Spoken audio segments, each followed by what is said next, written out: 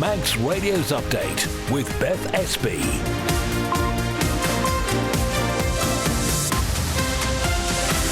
Fastamai, good evening. Welcome to the programme. If you've missed the news today, fear not. Here it is, bundled up into less than 30 minutes. So coming up before 5:30, how successful has a mobile phone ban on school premises been? We're going to hear from the Education Minister shortly.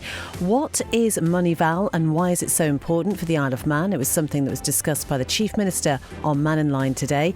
How many times, if ever, have you donated to the Isle of Man's food bank? Well, donations are down. We're going to hear more about that. We'll also have the latest on the Ramsey Swing Bridge and where repairs are up to there. We'll also have the traffic and the travel, a look at the weather as well. And as ever, if you'd like to get in touch about any of the stories you hear, you can email studio@manxradio.com or text it's 166 177. We'll start with a roundup of the main news headlines with Lewis. Fastamai. The Chief Minister admits it's a difficult balance trying to make sure the island passes its upcoming Moneyval assessment while still encouraging business here. The European standard will assess the effectiveness of the Isle of Man's defences for combating financial crime next year. Here's Alfred Cannon. It is absolutely important that we get through this assessment, and we're applying maximum efforts to ensuring that we do so. The family of a teenager from Castletown who died from a stab wound has thanked the Isle of Man for its support. 14-year-old Christopher McBurney died following an incident in Ramsey in May. The Department of Education has confirmed the head teacher at Scolpert Lamorrow will continue his additional role as acting head at Rushen Primary School in September. Simon Murphy took on leadership of both schools a year ago after the head and deputy head were seconded to other areas of the department. And a new initiative to support inclusive childcare across the Isle of Man will go live from September. The Childcare Inclusion Scheme 2025 is designed to help childcare providers make their services more accessible to children with additional educational needs. In the latest international news now, a man's been handed at least 28 years in jail for murdering his ex-wife as she walked their baby to the shops in Bradford. He'd traced Kulsamar Akhter to a women's refuge before stabbing her last April. The judge sentencing Habubar Masoom described him as jealous, controlling and coercive. The union representing resident doctors has confirmed it'll begin 5 days of strike action in England from Friday. The British Medical Association says it remains unhappy with an offer on pay and conditions. And craft beer giant Brewdog is closing 10 bars across the UK, including its flagship pub in Aberdeen and 3 sites in London. It's citing rising costs, increased regulation and economic pressures. Some are expected to shut within days. Those are the headlines. We'll be back with the news at 6 o'clock. Thank you very much indeed, Lewis. Now the weather brought to you by Manx Glass and Glazing. Mostly dry this evening, actually, just a small risk of the odd shower. Temperatures will be around 18 Celsius at first, dropping to 13 overnight, mainly moderate west to northwest winds. Then tomorrow, dry but cloudy in the morning, then bright and sunny spells will develop during the afternoon. A moderate to fresh northwesterly wind, again with highs of around 18. And pretty similar on Thursday, dry and bright, variable amounts of cloud, moderate winds and maximum temperatures again 18. Sunset this evening 9:34. Sunrise tomorrow morning just after 5:15. Manx Glass and Glazing can supply and install single, double and triple glazing. Call 674 573 or visit the showroom on the Snugborough Trading Estate. Are you a landlord looking for an easier life with a guaranteed return? Landlord Lifeline specialise in helping owners like you. For a free, no obligation meeting, call 616 600 or visit landlordlifeline.im. A great night's sleep got even better with Zed's Bedding Store. From quality Beldorm bed linen and mattress protectors, fleece and woven throws to luxury duvets from the fine bedding company. Zed's Bedding Ramsey, next to Isle of Man Bank. For a wide range of wood-burning stoves and a complete installation service, visit The Snug in Ramsey. And we don't stop there. Kiln-dried firewood and full aftercare service, including chimney sweeps and maintenance. Call The Snug in Ramsey. Many people are struggling. You can help by volunteering or making a donation to Isle of Man Food Bank, whether it be food or essential items or financial support. please call 646 999. Brought to you by Descon Office Interiors. You're listening to Update here on Manx Radio. It's just coming up to 5:05. Now, you might remember that last month we heard about a growing movement on the Isle of Man of parents who want to delay giving their children smartphones, and they're really worried about the impact they're having on social skills and mental health. Well, this campaign has been emboldened by the introduction over the past academic year of a new island-wide policy from the Education Department, which essentially says smart devices should not be used on school premises. Well, in what is the first week of the school summer holidays, Lewis has been talking to Education Minister Daphne Kane about how this policy has been received. As far as I'm concerned, it has been very well received. The feedback I've had from schools is that there's been noticeably higher levels of social interaction in the break times, in particular lunch times in those schools. So hopefully is viewed as a success. Just remind us then why this was introduced. There's obviously a wider conversation about the age of young people accessing the internet and in particular social media, and that is a sort of wider societal concern. I think in school it's the level of distraction, particularly during lesson time with binging up messages. Also there is a risk, a safeguarding risk. So it's very important, while there is a mobile phone policy about the use and the acceptable use of devices is another policy, that there has to be equally some education of children into the safe use of devices and also their internet and other access. Teachers, have you had feedback from them in terms of, you mentioned lesson time? It must be easier in the classroom to not have to be issuing those reminders every 5-10 minutes if somebody's sat at the back on their phone or you hear something beeping. What are they saying? Have you heard directly? Yes, I've heard from teachers that there was a noticeable increase in volume in the break times when children were talking to each other, students talking to each other. In lesson time, it's a massive plus that both teaching staff, setting the example as much as anything, not getting distracted by mobile devices, but also students. I wouldn't say it's 100% attendance or focus, but obviously there's a lot going on for a lot of students and the weather's hot, or all the feedback that I have had has been that it's a positive and we're not actually thinking of amending it anytime soon. That is Education Minister Daphne Kane. I love the fact there was a phone that went off towards the end of that interview. You can find out much more at manxradio.com. It's a really interesting one, isn't it? We know that we have to balance the risks against the fact that that is the way technology is going for children. But some very interesting thoughts from you on our social media pages about this one, ironically. 7.5 minutes past 5. Now, the Chief Minister admits it's a difficult balance trying to make sure the island passes its upcoming Moneyval assessment while still encouraging business here. The European standard will assess the effectiveness of the island's defences for combating financial crime next year. And the report is said to be crucial to the Isle of Man's continued economic success and reputation as a well-regulated international finance centre. It was one of the things that the Chief Minister, Alfred Cameron, was talking about on Man in Line today, and he said he and his administration were taking this Moneyval assessment very seriously. Effectively, the Council of Europe takes a view on international responsibilities that are being followed in terms of money laundering and criminal activities by various nations, and the Isle of Man is one of the nations that will be assessed as pretty much a global standard, and following that assessment will be graded effectively. We'll either remain on the white list where we are, could go onto a grey list, or even worse, but not passing the test could have ramifications for our economy and may give some headache to particularly the capabilities of the economy to conduct financial transactions at its current levels. Are you confident?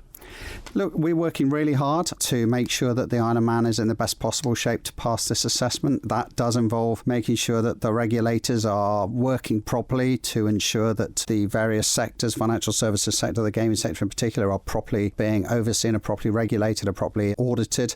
But it does also mean working in partnership with business as well. And I know there's been a big programme of engagement that has taken place, and there will be further programmes, because part of the assessment process is that inspectors will go to businesses businesses to see for themselves what is actually happening on the ground. So it is important. We're having to apply ourselves quite rigorously to this, and of course there is a cost attached to this as well, unfortunately, but it is really important that as an island we get through it. If you're a regulated business, then you need to be complying with all the rules that are in place. You really got to know and be able to trace every single pound that's going through your business and identify every person that is connected with that business from a customer perspective. So there's a lot of regulation, and I think one of the issues that we're sort of dealing with at the moment is the balance between having the right regulation in place, being absolutely confident about that, and the capabilities of businesses to effectively comply with that, and to ensure that we don't stamp out, for example, innovation, and that businesses are capable of moving forward. So it's quite a fine balance to achieve, but it is absolutely important that we get through this assessment. It is an important one. It'll take place in October 2026, and we're applying maximum efforts to ensuring that we do so. That is the Chief Minister, Alfred Cannon, explaining the Moneyval assessment that's coming up next year. You can listen back to Man in Line, incidentally, as a podcast at manxradio.com. You can also watch it on the Manx Radio YouTube channel as well.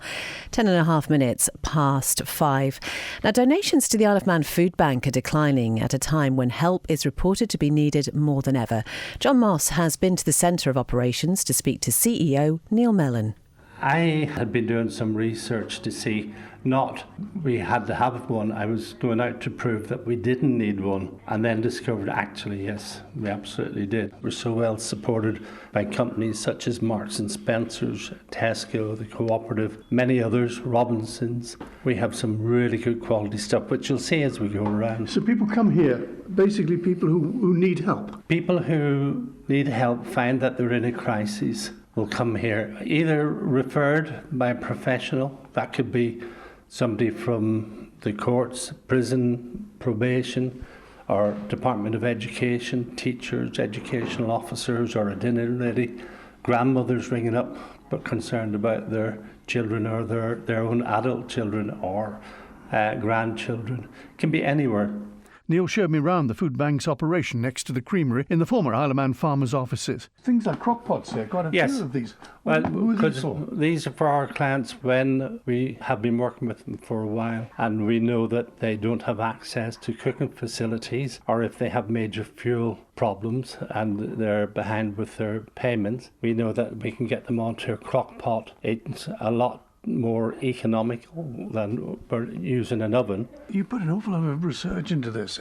You don't just dole food out. You look into the reason why the food is needed. Yes, absolutely. What particular needs there are. Yes, and no two people are ever the same. No two families are ever the same. That's the CEO of the Isle of Man Food Bank talking to John there, Neil Mellon. And there are lots of donation points around the island. You can find them in most supermarkets, and there's a full link of them over at manxradio.com, but they do amazing work there.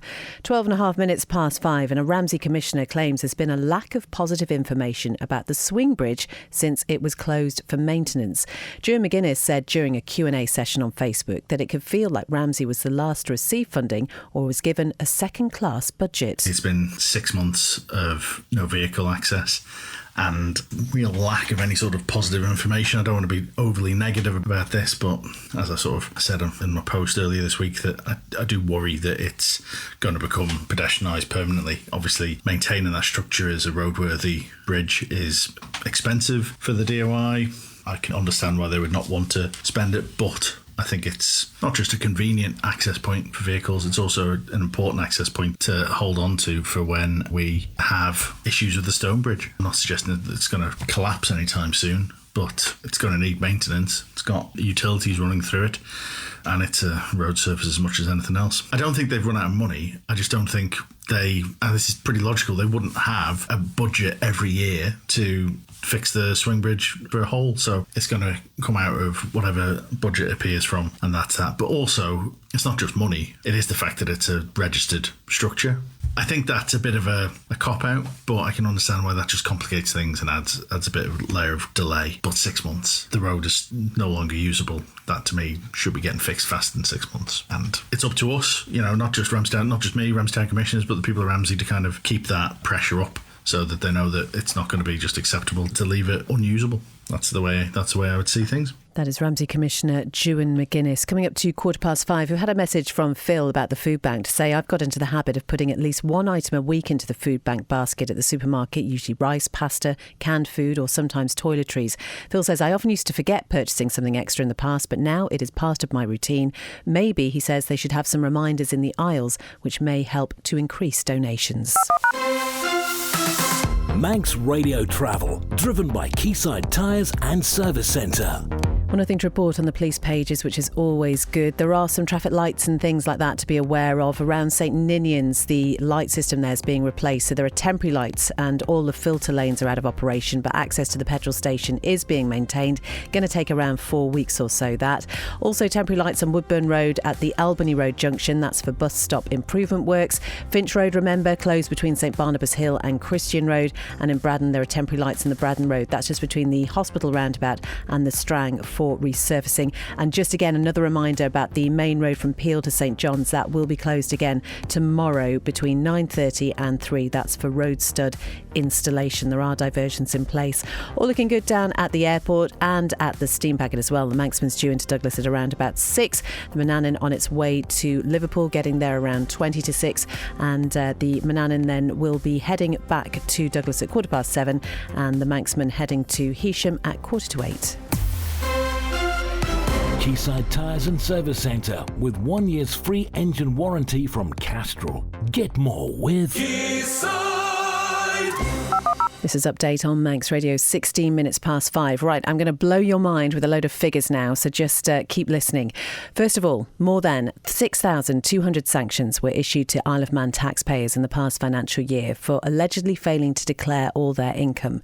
Treasury Minister Dr Alex Allinson says the majority of those actions were not criminal prosecutions, but administrative penalties, including fines for late tax returns and interest charges on under-declared income.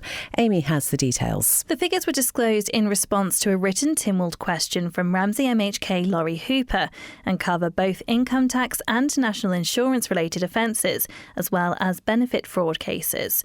The Income Tax Division recorded 208 prosecutions in 2023-24, while there were 4,185 prosecutions for income tax and related Class 4 national insurance offences over the past 5 years. The majority of enforcement activity involved non-criminal sanctions such as penalties for late submissions, interest on unpaid tax and other compliance measures following inquiries. In the 2023-24 financial year, 5,946 late return penalties were issued and 83 cases involved detailed investigations triggered by third-party income reporting. There were 3,872 individuals sanctioned in 2023-24. Alongside tax offences, Treasury says there's also been activity in relation to Social Security benefit fraud. In 2024-25, there were 19 prosecutions for benefits-related offences and a further 139 cases where other sanctions were applied. These included official cautions, warning letters, termination of benefits, or reductions in the amount paid. Treasury says that prosecutions for national insurance offences are generally rare and often relate to failures to pay contributions on time or delays in notifying the start of self-employment. In most cases, it says offences are handled administratively. A spokesperson for the department said the goal is to support honest taxpayers and encourage compliance through a combination of education, targeted inquiries and proportionate penalties. Anyone who's unsure about tax matters is encouraged to contact the Income Tax Division for advice. Amy Griffiths reporting there. Have you had enough figures? No, I didn't think so, because income tax brought in £21.3 million more than government expected last year. The central government's summary management accounts covering the 24-25 financial year have been published, and Lewis has the details on those. The unaudited end-of-year accounts show that all departments came in on budget, apart from the Department of Health and Social Care, which, as we know, required an additional £15.3 million supplementary. That overspend was related to the costs of the mandate to Manx Care and covers additional expenditure on services arising during the year above the operational budget allocation. Treasury reports that economic growth was as forecast, with an increase in government income, and the additional revenue brought in by income tax was due to factors such as higher interest rates benefiting savers and the real growth in earnings.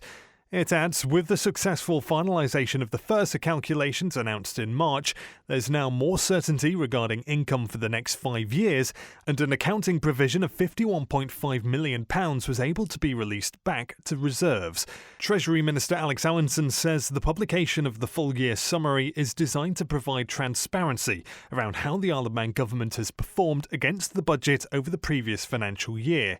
It's positive, he says, that income tax receipts are higher than expected, and we continue to monitor this area to understand whether the increase will be restricted to this year or will be repeated in the future. He adds, these accounts demonstrate that while considerable challenges remain around funding the cost of healthcare, a position that's not unique to the Isle of Man, government has achieved a stronger level of control over our expenditure, and I'm pleased to report that greater monitoring and collaboration across the organisation has succeeded in ensuring all other departments are operating within their budgets. Lewis Foster with that report. That is enough of the figures now, OK? 5:20, Castletown commissioners say they'll be removing damaged and deteriorating equipment from the children's play area in Pulson Park. It's described the situation as frustrating, but says a contractor has been employed to repaint the wooden fencing and the remaining equipment that's there. Local Democracy reporter Emma Draper has more. The statement says the board visited Pulson Park and had concerns about the condition of some of the equipment and gave immediate instructions that it be removed. It added it was conscious that the Commissioner's manual work staff are busy during the summer, particularly with grass cutting. In a statement, the Commissioners confirmed the current provision is not safe and has ordered new items for the area. The board said the children's play equipment had been left in a poor condition and said there was no excuse for it and is unacceptable. It said it apologises for the current situation and wants to assure residents the Commissioners are endeavouring to rectify the issues. The local authority added it will be considering other areas which need attention, as well as suggestions from residents about future improvements. It also said that the previous board had asked in May to repaint the wood boundary fencing and play equipment, but the new members found only the grass cutting had been carried out. Emma Draper reporting there. Now, the oldest art group on the Isle of Man is celebrating its 75th anniversary this year, and to mark the occasion, Man in Art is holding a special exhibition in Ramsey. For the first time, it's also organised an art trail around the town throughout the school holidays. Wendy Turner from the group says it has a rather unexpected twist. This came back. We were looking for something to sort of celebrate the 75th year, something extra on top of our exhibition, and I'm afraid I sort of helped run the Facebook page for our group. Got into conversations on the Ramsey Community Pinboard page, and it sort of came on the back of that, conversations that were going on with non-members, just people in Ramsey. I sort of thought, well, hey, actually having an art trail this year would be quite good. Now, there's something special about this art trail.